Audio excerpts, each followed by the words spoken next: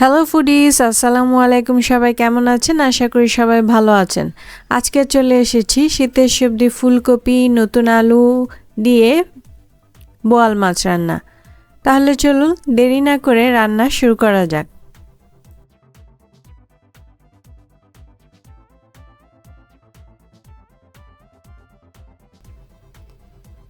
ফার্স্টে চুলায় কড়াই বসিয়ে নিয়েছিলাম, নিয়ে একটু গরম করার পর এর মধ্যে তেল দেওয়া হয়েছিল। তেল দেওয়ার পরে মনে হয় সম্ভবত কড়াইয়ের মধ্যে একটু পানি ছিল, সেটা এত ছিটেছে যে আমি আর আম্মু ভয়ে দূরে দাঁড়িয়েছিলাম। সেই ফাঁকে একটু যেন ইটা কমে যায়, মানে পানিটা যেন কমে, তখন আমি ভিডিও করতে পারিনি ওই সময়। এর মধ্যে লবণও দিয়ে দেওয়া হয়েছিল। লবণ দিলে নাকি ছিটাটা আস্তে আস্তে কমে, সেই কারণে। যাই হোক, এর মধ্যে দিয়ে দেওয়া হয়েছে 4 চা চামচ পেঁয়াজ বাটা। আর লবণ যেহেতু ছিটে কমে এই কারণে আগেই দেওয়া হয়েছিল, তো লবণ পরিমাণ মতো দিতে হবে। তারপর পেঁয়াজটা একটু কিছুক্ষণ ভুনে নিতে হবে যেন পেঁয়াজের কাঁচা গন্ধটা না থাকে। এরপর দিয়ে দিতে হবে আদা বাটা।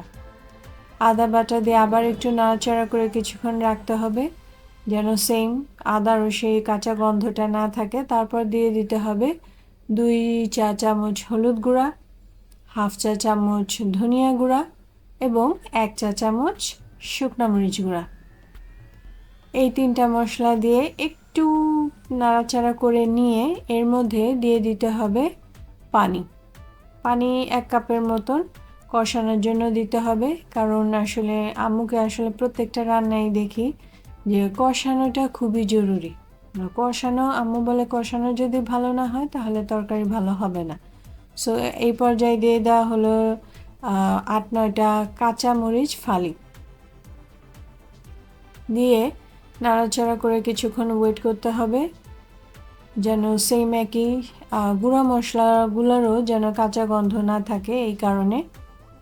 দেন এখন এর মধ্যে দিয়ে দিতে হবে মাছগুলো দিবে। মাছ দিয়ে আগে কষিয়ে নিবে।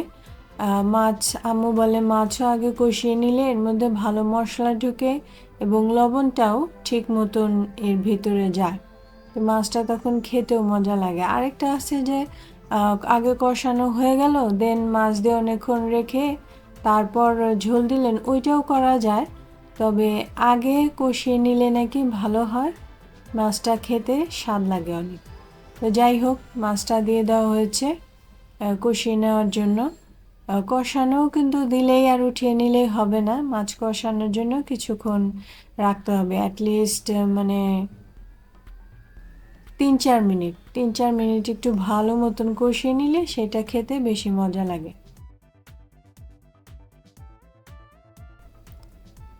মাছ কষানোর পর মাছ তুলে রেখে এর মধ্যে দিয়ে দেওয়া হয়েছে সবজি দিয়ে ঢেকে রেখে কিছুক্ষণ পরে আসছি। ঢাকনা উঠানোর পর 3-4 মিনিট পর আসার পর যে সবজিটা নাড়াচাড়া করে দেওয়া হলো যে হ্যাঁ সেদ্ধ হয়েছে, আরেকটু পানি লাগবে, সেজন্য এই পর্যায়ে একটু পানি দিয়ে ঢেকে দেওয়া হলো। সন্ধ্যার সময়ের জন্য ঢাকনার উপরে লাইটের আলো পড়েছে, সো একটু পানি দিয়ে দেওয়া হয়েছিল, সেটা বলক এসে গেছে যে ঠিক মতো যেন সেদ্ধ হয় ফুলকপি আর আলু। যদিও সিজনের ফুলকপি আলু রান্না করতে খুব একটা বেশি সময় লাগে না, তারপরেও কারণ এখনও ফুল পিওরভাবে সিজনের ফুলকপিটা কিন্তু ওঠেনি, মাত্র আস্তে আস্তে ওঠা শুরু হয়েছে। উঠছে একদম যে খুব ওইভাবে না, এখন তো আবার 12 মাসি ফুলকপি পাওয়া যায় ছোট ছোট টাইপ হলেও। যাই হোক, সিজনের ফুলকপি তো খেতে এমনিই মজা লাগে। আমার ভাজি বলেন রান্না বলেন যে কোনো অবস্থায় ফুলকপি আমার পছন্দ। বিকেলের নাস্তায় ভাজা বলেন পাকোড়া বলেন খুবই পছন্দ। তো যাই হোক, এখন দিয়ে দেওয়া হলো ঝোলের জন্য পানি। তো পানি দিয়ে এখনই মাছ দেওয়া হবে না, এখন এটাকে আবার কিছুক্ষণ রাখা হবে বলক আসার জন্য। তো ঢেকে দেওয়া হয়েছিল, বলক এসে গেছে কিছুক্ষণই হয়ে গেছে। এখন এর মধ্যে দিয়ে দিতে হবে মাছগুলো। আগে আগে মাছটা দিলে না বলক আস্তে আস্তে দেখা যায় যে মাছটা অনেক সময় ভেঙে যায় বা বেশি হয়ে যায়, সো বলক আসার পর মাছটা দিলে ভালো হয়। যাই হোক, এখন মাছগুলো দিয়ে দেওয়া হচ্ছে।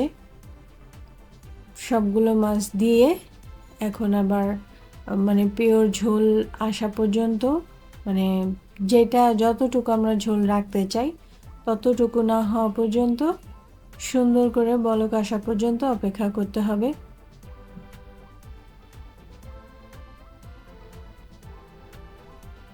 আরেকটু পানি দিয়ে দেওয়া হলো, যেন একটু পরে দেওয়া হলো, একটু লাগবে সেজন্য। এটা আপনারা চেক করে নেবেন, যদি একটু লাগে দিবেন, আর যদি মনে হয় না ফার্স্টে একটু দিব আর একটু আগে দিব মাছটা, সেটাও করতে পারেন। এখন আবার এটাকে ঢেকে দিব সুন্দর আঠা আঠা একটা ঝোল না হওয়া পর্যন্ত।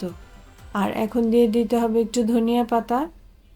অনেকে একটু আগে পরে দেন কাঁচা কাঁচা থাকার জন্য, আবার একটু আগেও দেন। আম্মু সবসময় একটু আগে দেন, একদম বেশি কাঁচা অবস্থায় ধনিয়া পাতা আম্মু আবার খেতে পারে না। যাই হোক, আমাদের তরকারি বলক এসে গেছে এবং সুন্দর একটা রোলিং বয়েল চলে এসছে।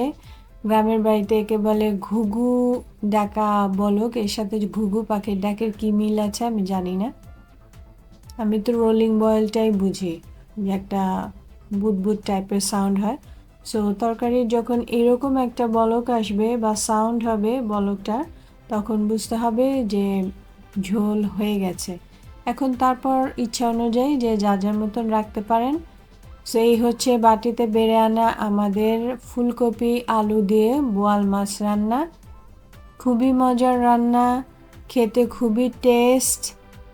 অবশ্যই বাসায় ট্রাই করবেন আর কমেন্টসের মাধ্যমে জানাবেন। ভিডিওটি ভালো লাগলে লাইক শেয়ার সাবস্ক্রাইব করবেন। আপনারা সাবস্ক্রাইব করলে আমার আম্মু খুশি হবে, উৎসাহ পাবে। সবাই সুস্থ থাকবেন, ভালো থাকবেন, দেখা হবে নেক্সট ভিডিওতে।